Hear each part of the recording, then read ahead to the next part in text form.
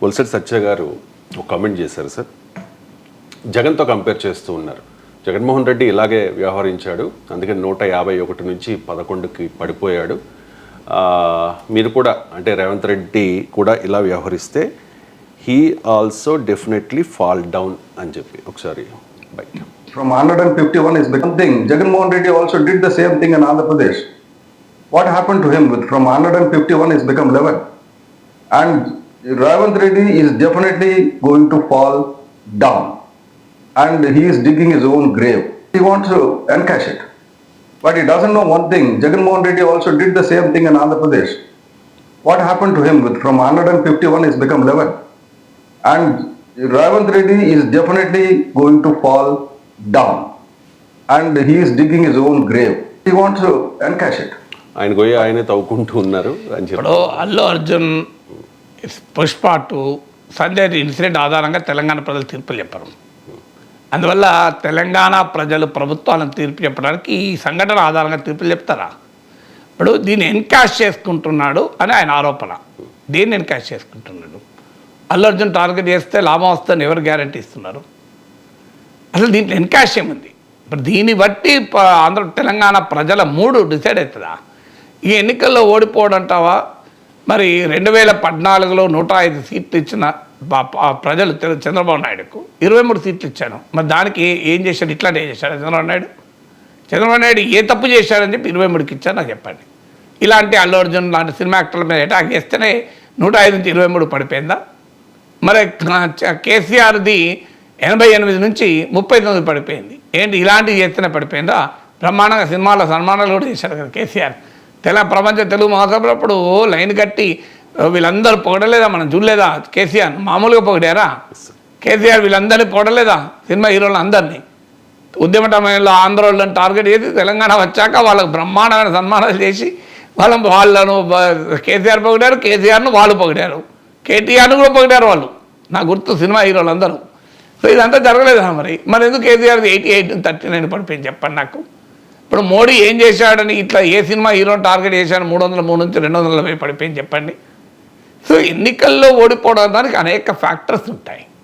ఇప్పుడు సినిమా వాళ్ళను ముట్టుకుంటేనే ప్రభుత్వాలు పడిపోతాయి అనుకోవడం కూడా చాలా అతి అంచనా. సినిమా వాళ్ళని టార్గెట్ చేస్తే ప్రభుత్వాలు పతనం అవుతాయి.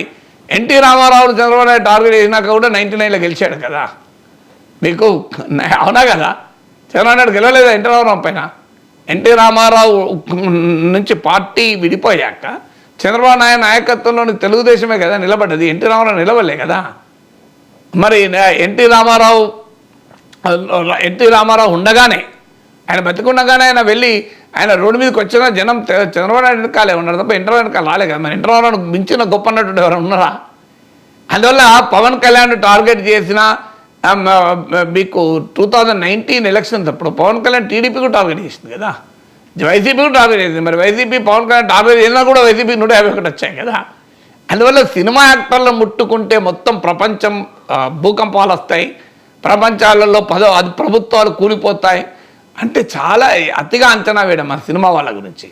Yes, film personalities may be popular, అల్టిమేట్గా ప్రభుత్వ ఓవరాల్ పాలన ఏంటి, పౌరులకు సంతృప్తి కలిగించేలా ప్రభుత్వ పాలన అందించిందా లేదా, ప్రజలకు మాకు ఏం జరిగింది, సంక్షేమం జరిగిందా, అభివృద్ధి జరిగిందా, గవర్నెన్స్ ఎలా ఉంది, ఇలాంటి అనేక అంశాల ఆధారంగా తీర్పు చెప్తారు తప్ప అల్లు అర్జున్ పుష్ప ఆధారంగా ప్రజలు రేవంత్ రెడ్డి ప్రభుత్వాన్ని కూలుస్తారు అని ఊహాగానాలు చేయడం ఆశ్చర్యంగా. ఇది కూడా ఒక అంశమే కదా సార్. అంటే బొల్సెట్ సత్య గారు చెప్పేది పాలన అందించడం మానేసి ప్రజా సమస్యల మీద ఫోకస్ చేయడం మానేసి మొత్తం ఫిల్మ్ ఇండస్ట్రీ మీదే అల్లు అర్జున్ మీదే ఫోకస్ చేశారు అని మానేశారని ఏ బేస్ మీద చెప్పారు?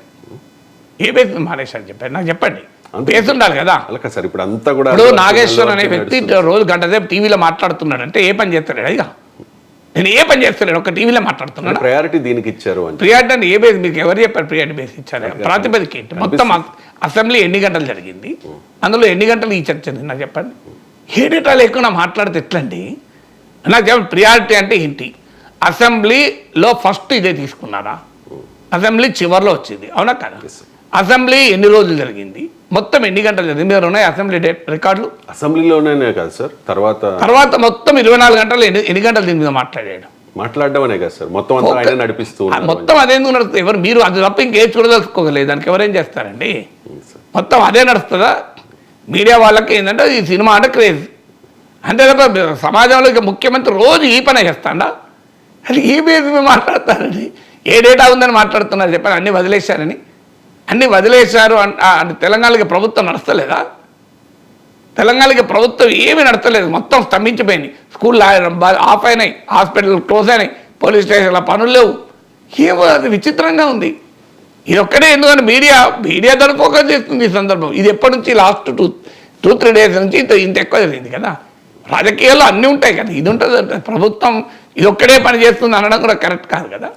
ఏదో ఈ టైం ఈ ప్రభుత్వం ఇది ఒకటే పని ఎందుకు చేస్తుంది? చాలా పనులు చేస్తుంది. జగన్ ఓటమికి అనేక కారణాలు ఉన్నాయి సార్. దానిలో ముఖ్యంగా పవన్ కళ్యాణ్ని ఉద్దేశపూర్వకంగా టార్గెట్ చేయాలి అని చెప్పి నా దగ్గర డేటా లేకుండా మాట్లాడలేను.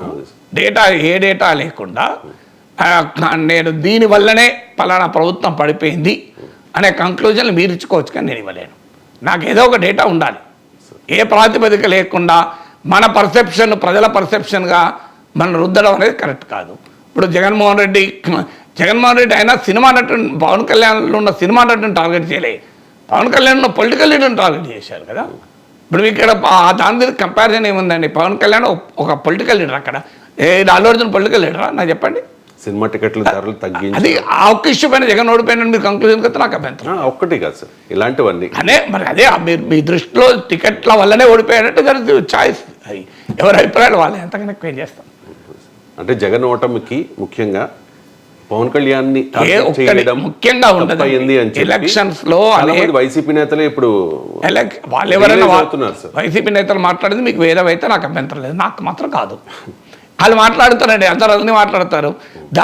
దీనివల్ల ఓడిపోయారని ఎట్లా చెప్తారండి? అనేక ఫ్యాక్టర్ అయితే ఇప్పుడు ఉదాహరణకు పవన్ కళ్యాణ్ టార్గెట్ చేసి ఉండకపోతే చంద్రబాబు నాయుడు ముఖ్యమంత్రి అయ్యేవాడు కదా. అంటే తెలుగుదేశం పాత్ర ఏమీ లేదు ఇలా మొత్తం ఎన్నికల్లో. ఇష్యూల్లో ఓన్లీ పవన్ కళ్యాణ్ టార్గెట్ చేయడమేనా? మరి ఏ ప్రాతిపదిక మీద మనం విశ్లేషణ చేయాలి చెప్పండి? అందువల్ల రేవంత్ రెడ్డి ప్రభుత్వం ఈ అంశం పైన పడిపోతుంది, ఇట్ విల్ ఫాల్ డౌన్.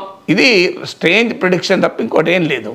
దాన్ని బట్టి ఉంటుంది. నేను అందుకే అడుగుతున్నా, 2014లో 105 సీట్లతో గెలిచిన టీడీపీ 2019లో 23 సీట్లు ఎవరిని టార్గెట్ చేస్తాయని చెప్పండి? ఏ సినిమాలను టార్గెట్ చేస్తాయి? అప్పుడు కూడా పవన్ కళ్యాణ్ టార్గెట్. పవన్ కళ్యాణ్ దానివల్లనే ఓడిపోయారా? జగన్మోహన్ రెడ్డి సంబంధం లేదు. అదొక ఫ్యాక్ట్. ఏం మాట్లాడతారండి దానికి? సో ఒక ప్రాతిపదిక ఏదైనా ఉండాలి కదా. సినిమాలను టార్గెట్ చేస్తే ప్రభుత్వాలు పడిపోతాయంటే మోడీ ఏ సినిమా యాక్టర్ టార్గెట్ చేస్తే 63 సీట్లు తగ్గినాయి నాకు చెప్పండి. ఎందుకు తగ్గినాయి మోడీకి? మరి పోనీ కేసీఆర్ ఏ సినిమా యాక్టర్ టార్గెట్ చేసిన నాకు చెప్పండి. మరి ఎందుకు తగ్గిన ఆయనకు 88, 39కి? వేరే ఫ్యాక్టర్స్, అనేక ఫ్యాక్టర్స్ ఉంటాయి. అందువల్ల ప్రజలు ఈ ఒక్క అంశం పైన ఆధారంగానే తీర్పులు చెప్తారనుకుని అంతకన్నా అమాయకత్వం ఇంకోటి లేదు.